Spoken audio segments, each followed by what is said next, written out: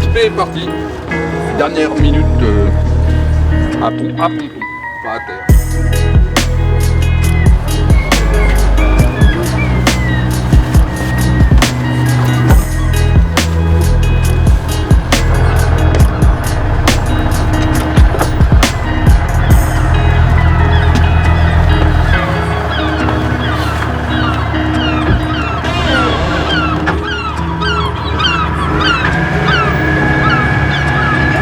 Salut les amis. À dans 6 mois, peut-être, si vous êtes sage. D'accord. On prépare les cagouilles et le kilo. T'as intérêt.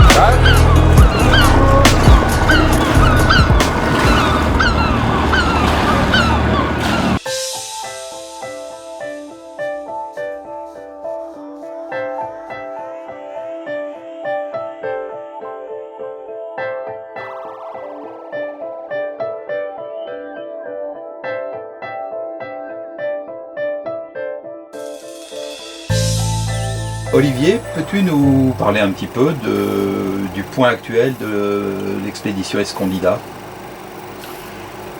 Alors, mon cher Bruno, l'année 2020 n'a pas été facile, comme tu peux t'en douter. Il paraît qu'elle a été facile pour personne. En ce qui nous concerne, le bateau, au début du premier confinement, n'était pas encore tout à fait prêt. Donc, dans mon idée, j'allais pouvoir profiter du confinement pour finir de préparer le bateau. J'avais oublié que c'était un confinement, donc il n'était pas question de mettre les pieds à bord. Donc ça a été une période blanche. Ce qui devait être fait à ce moment-là a été reporté à plus tard. Et donc le printemps et le début de l'été se sont passés à terminer les petites bricoles qu'il y avait à faire. Les petites modifications, les petites améliorations, et c'est toujours ce qui prend le plus de temps. Ce qui fait qu'au début du deuxième confinement, le bateau était prêt et le confinement est tombé à ce moment-là. Il est tombé le jour où je partais, donc avec une escale prévue à Brest à ce moment-là, à l'époque, pour aller voir nos amis du programme Argo de Jicomops. Et voilà, et donc le confinement est tombé à ce moment-là. Donc entre être confiné à Brest, où je connaissais personne et où j'étais un peu loin du monde que je connais, des gens que je connais, et puis être confiné à La Rochelle où j'étais à ce moment-là, je suis resté à La Rochelle, ça ne changeait pas grand-chose. Et voilà, tout est opérationnel, il n'y a plus de transformation à faire, il n'y a plus de modification à faire, voilà, le bateau est prêt. D'accord. Il y a même les petits rideaux, tu vois. Fabuleux. Et donc le projet lui-même a un petit peu évolué? Alors le projet a évolué puisque évidemment le monde entier, il n'y a pas que La Rochelle ou que Brest qui ont été confinés, le monde entier a été confiné. Je crois que je n'apprends rien à personne non plus. Mais du coup, partir dans le Pacifique posait énormément de questions dont on n'était pas en mesure de savoir si on allait pouvoir y répondre. La majorité des îles du Pacifique étaient fermées à la navigation de plaisance. Tous les pays où on pouvait éventuellement faire escale, que ce soit l'Amérique du Nord si on voulait traverser par camion, ou Panama si on voulait traverser par le canal de Panama, étaient fermés aux bateaux de plaisance. L'Amérique du Sud était fermée à la navigation de plaisance. Donc finalement ça faisait beaucoup d'interdictions pour un objectif qui reste d'essayer de découvrir Escondida et puis de faire de la recherche scientifique dans le Pacifique, mais dont on n'était pas sûr de pouvoir ne serait-ce que commencer à le faire. Donc voilà, donc on s'est posé beaucoup de questions. On a évoqué évidemment la possibilité de faire une année blanche en restant à planter des choux et voilà. Et puis petit à petit est arrivée l'idée de quand même d'essayer de faire un tour de l'Atlantique. Et donc c'est le programme, c'est le plan B on va dire, avec lequel nous allons essayer de réaliser, pour lequel je vais partir.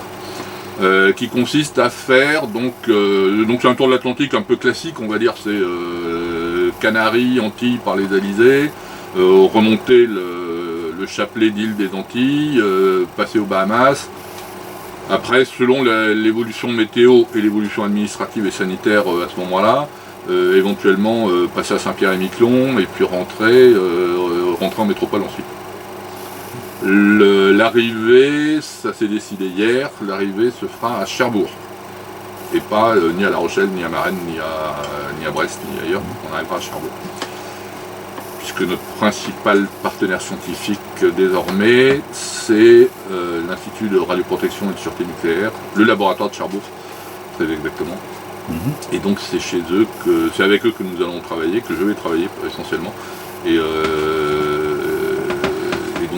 donc on terminera là-bas d'un point de vue navigation, Cherbourg ou Brest ou La Rochelle, c'est à peu près pareil, hein, c'est une demi-journée ou une journée de navigation de plus.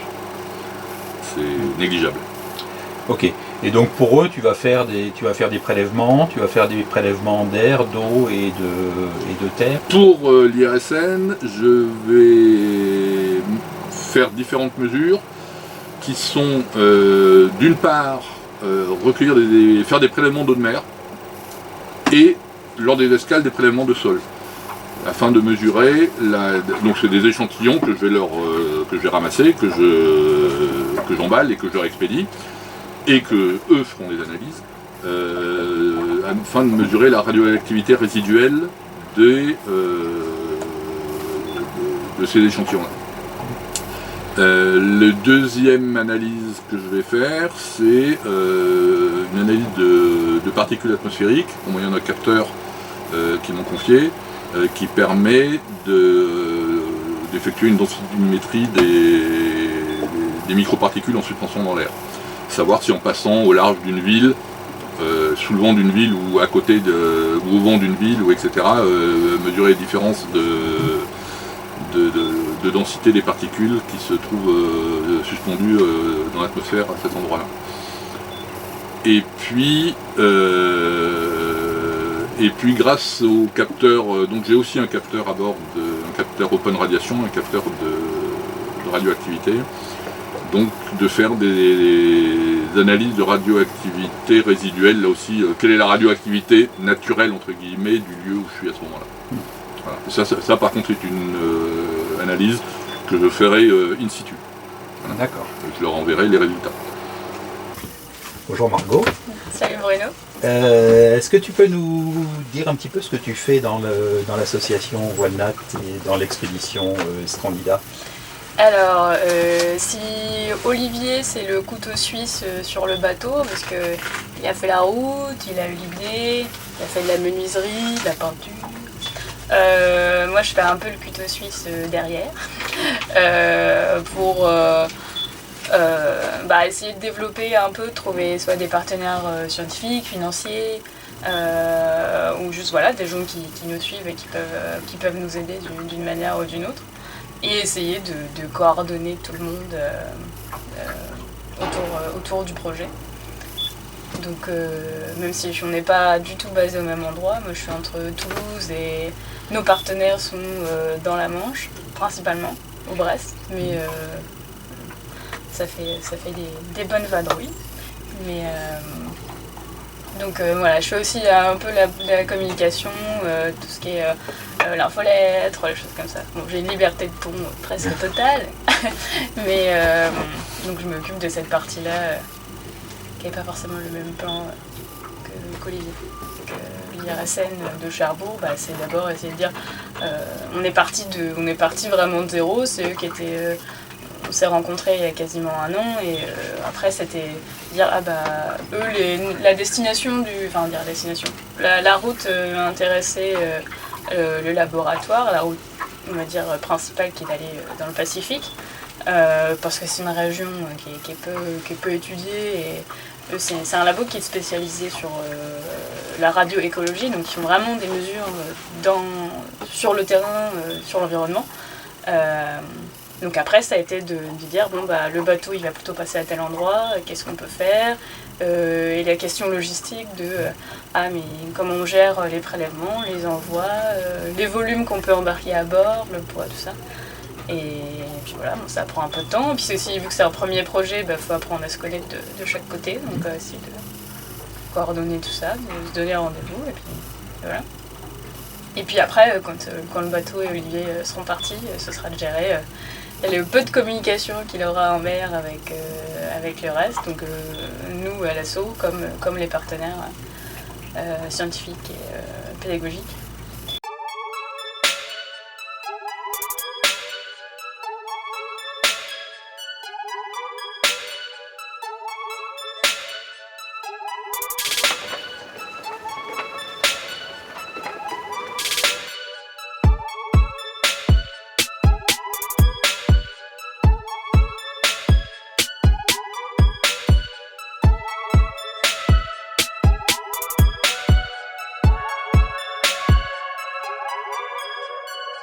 Je crois qu'il y a des bouts météo aussi Oui. qui seront largués. Ouais, c'est plutôt Olivier qui était en relation avec les personnes qui sont sur ce projet de bouée. C'est des bouées qui servent, elles répondent à un projet plus grand européen qui est le projet Copernicus, qui est un projet d'observation du globe à une échelle très très fine. Donc qui a plein d'usages, d'études du climat, d'études des populations, des villes, des aspects sécuritaires aussi, enfin, c'est très très large. Mais c'est une observation qui se fait par satellite, avec une technologie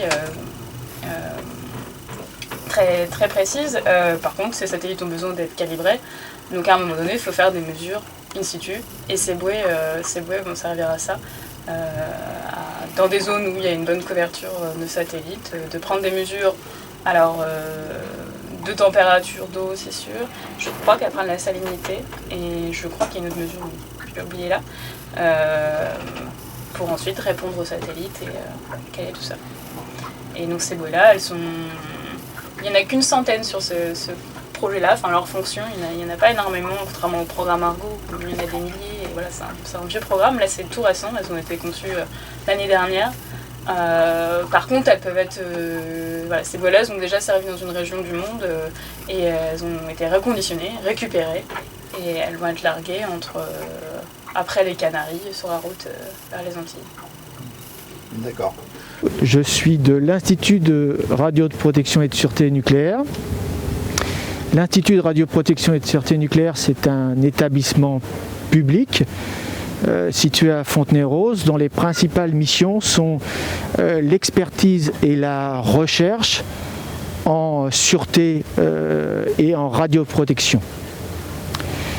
Je suis chef du laboratoire de Cherbourg, et les missions de ce laboratoire sont la recherche du transfert de la radioactivité dans l'environnement marin et dans l'atmosphère. L'expédition Escondida nous intéresse beaucoup parce que le navigateur va aller dans des endroits qui sont peu étudiés et dont on dispose de peu de mesures de radioactivité dans l'environnement. Et dans ce but, Olivier réalisera des prélèvements d'eau de mer et de sol des îles. Alors, cette expédition se fera aussi en collaboration avec le lycée Thomas Hély de Cherbourg, qui, dans un but pédagogique, analysera ces mesures de radioactivité, et les analyses seront disponibles pour tout le monde sur un site dédié. Olivier va nous dire où il va aller, on va en profiter tous ensemble pour pouvoir faire ces prélèvements. On fera la mesure, vous ferez l'analyse, et puis tous les résultats iront sur un site internet ouvert à tout le monde. Et on va essayer de se réunir en espérant que le Covid ça sera fini. Donc alors, l'année prochaine, on verra quand est-ce que ça sera terminé. On va faire un petit peu un bilan tous ensemble et discuter des résultats. On va faire une présentation générale, enfin vous verrez ça avec vos profs. On a déjà fait ça ensemble, hein, vous le savez. En fait, on le pose là-dessus.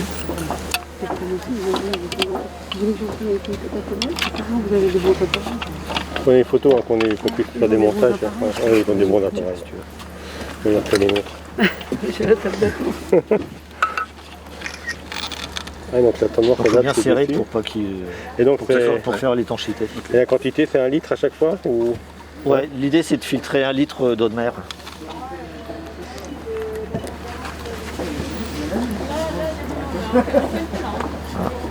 Et la vitesse de filtration, là, vous avez déjà mesuré ou l'eau de mer, non? La vitesse, non, en fait, c'est très dépendant de la quantité de matière en suspension qu'il y a dans l'eau.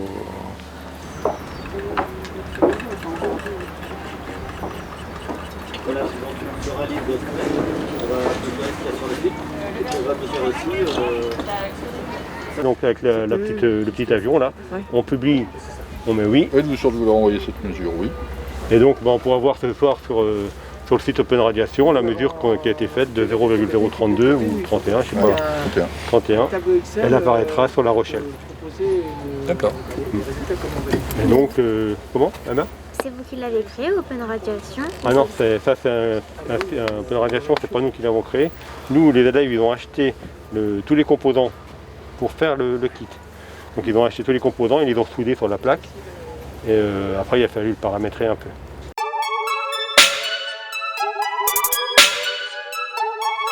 Alors Margot, Olivier, hier on a vu nos amis de l'IRSN et du lycée qui vont suivre un petit peu l'expédition Escondida.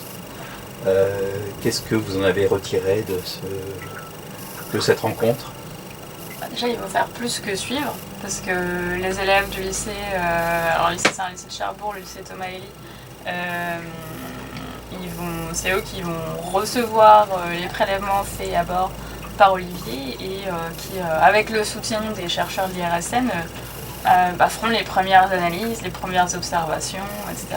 Donc ils sont impliqués directement et le projet de départ qui a été soutenu par un des professeurs du lycée. Ça fait plusieurs années qu'ils travaillent dessus. Ils ont monté un capteur de radioactivité Open Radiation. Donc c'est une licence ouverte, chacun peut fabriquer son capteur ou en commander et faire des mesures soi-même. Mais du coup ce capteur-là a été monté, il a été terminé cette année, mais il a été monté par des premières et des terminales des promos d'avant qui sont maintenant en études supérieures, en tout cas qui sont plus au lycée. Donc il fallait recruter du monde et il y a des volontaires pour prendre la suite et qui arrivent du coup sur le projet en lui-même d'Escondida.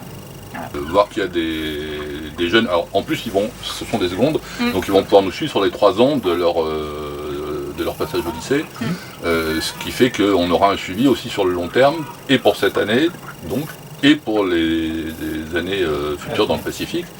Donc c'est absolument génial que ce soit des jeunes lycéens qui fassent ces études-là. Je me suis rendu compte, moi, hier, que c'était quelque chose qui leur tient à cœur, aux scientifiques, je parle aux scientifiques de l'IRSN, c'est quelque chose qui leur tient à cœur de montrer que la science est tout le temps en progression, est tout le temps en questionnement, est tout le temps en recherche, et tout le temps il n'y a rien d'acquis, il n'y a rien de définitivement acquis. Voilà, on est toujours en mouvement, toujours en progression, et c'est pour eux.